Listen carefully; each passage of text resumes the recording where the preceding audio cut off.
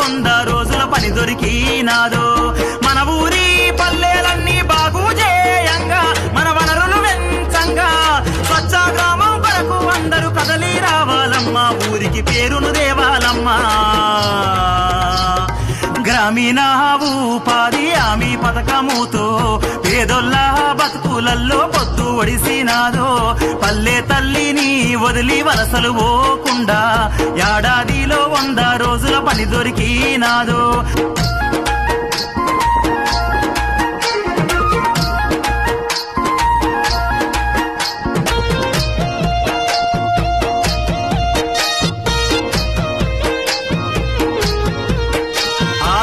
పొద్దు ఒడవంగానే ఊరి ప్రజలంతా పనికి సిద్ధం కావంగా